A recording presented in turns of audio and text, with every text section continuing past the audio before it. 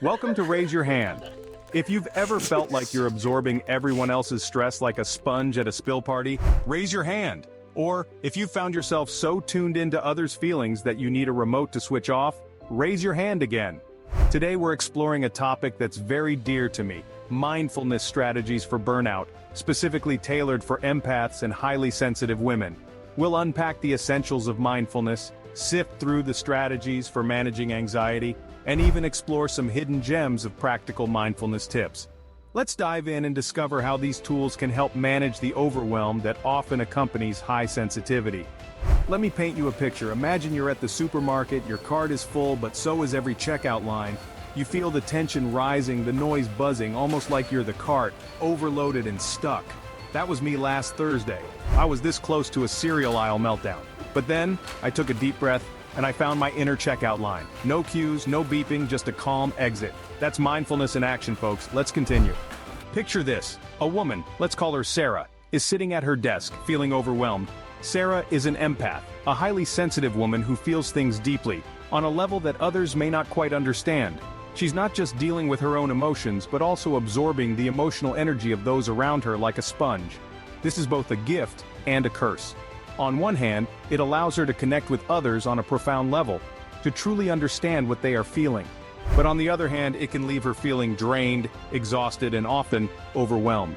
Imagine walking into a room and instantly feeling the weight of everyone's emotions. It's like carrying a backpack filled with rocks, each rock representing a different emotion. Joy, sadness, anger, frustration, excitement, all these emotions that aren't even hers, yet they weigh her down just the same. Sarah tries her best to balance her own emotions with those she picks up from others. She attempts to create boundaries to protect her energy, but it's a struggle. She feels everything so intensely, and sometimes it's just too much. This constant, emotional overload leads to burnout. She finds herself constantly tired, unable to focus, and struggling to find joy in the things she once loved. She feels like she's running on empty, with no respite in sight. It's an uphill battle, one that she fights every single day. Yet, Sarah is not alone. Many highly sensitive women and empaths experience similar situations. They too are navigating the world while carrying the weight of other people's emotions. They too are trying to balance their own feelings with those of others. They too are fighting the good fight against emotional overwhelm and burnout. And just like Sarah, they too are looking for ways to manage this emotional overload, to find a sense of balance and peace in their lives. They are searching for tools and techniques to help them navigate their sensitivity, to turn it from a burden into a gift. Sarah is not alone. Many highly sensitive women and empaths experience similar situations. And just like Sarah, they too can find ways to manage their sensitivity and avoid burnout. The journey may be challenging, but it is not impossible. And it starts with understanding the power of mindfulness. So, what can Sarah do? One tool that can help is mindfulness. Now, you might be thinking, what exactly is it? Well, let's dive right in.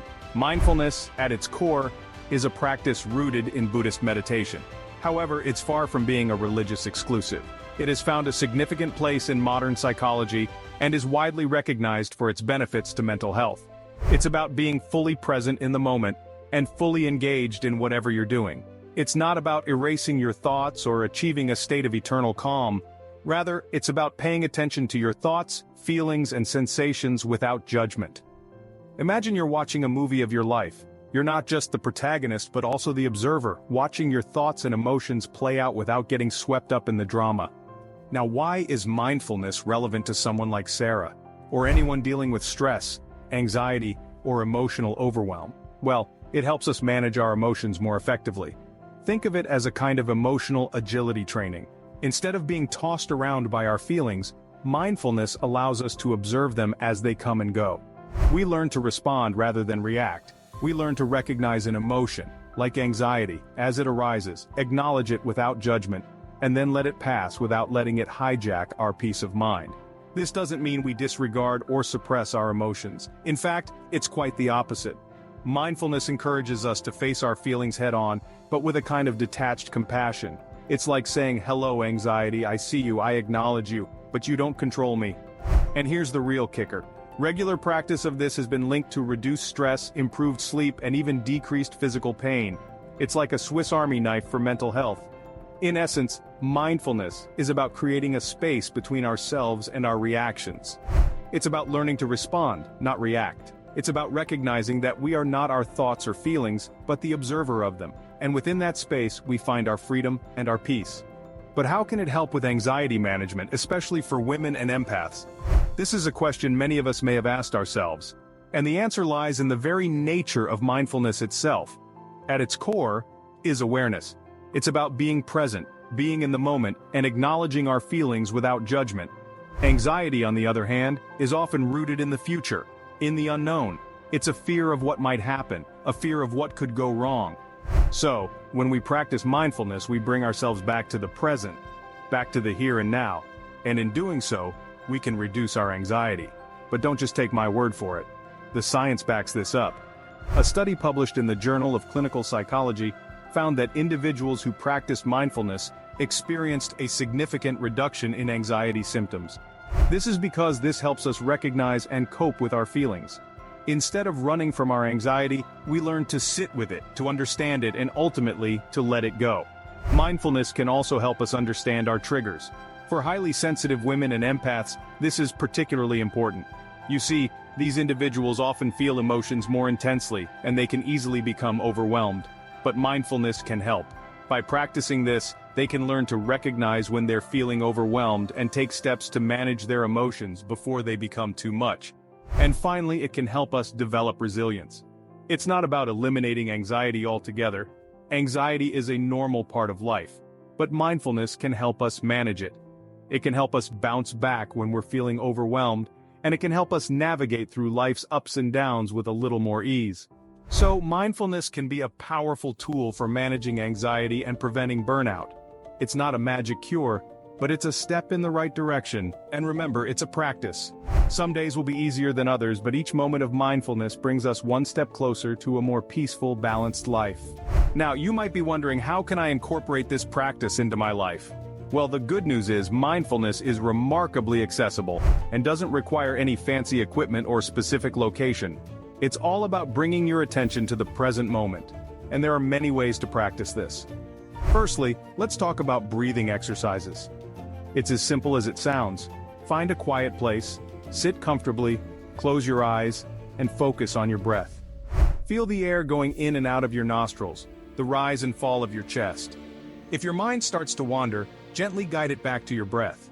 Do this for a few minutes each day, and you'll start to notice a difference. Next up, guided meditation. These are readily available online, and there's something for everyone, whether you're a beginner or a seasoned pro.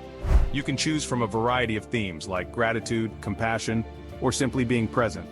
All you have to do is listen, and let the voice guide you through the process.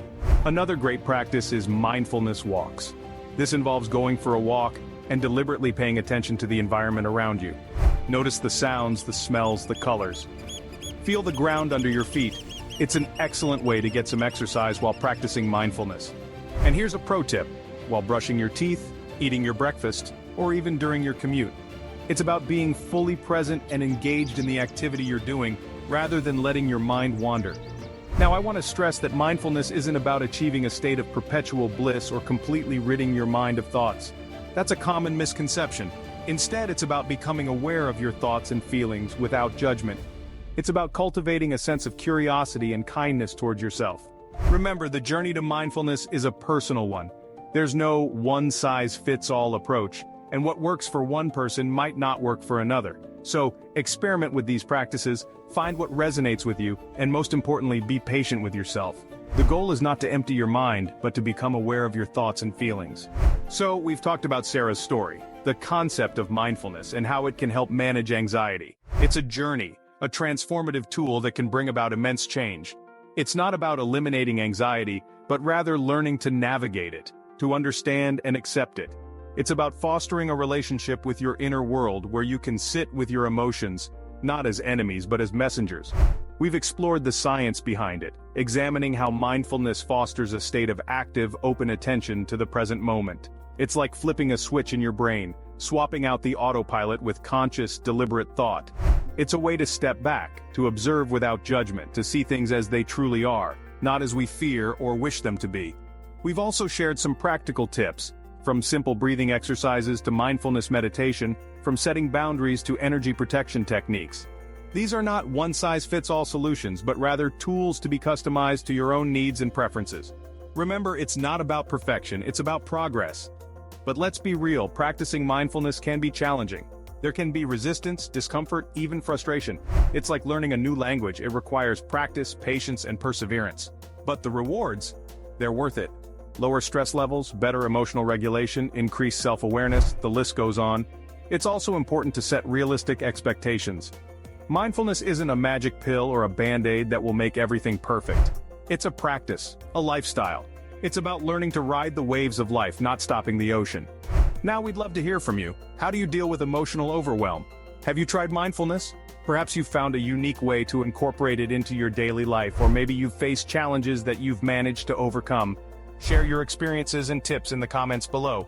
Your story might just help someone else's needs. Throughout our chat today, we'll explore how you can find your peaceful checkout line, especially when the world feels like a store on Black Friday. From understanding the whys of our anxiety to mastering simple mindfulness techniques that don't require a yoga mat or incense sticks.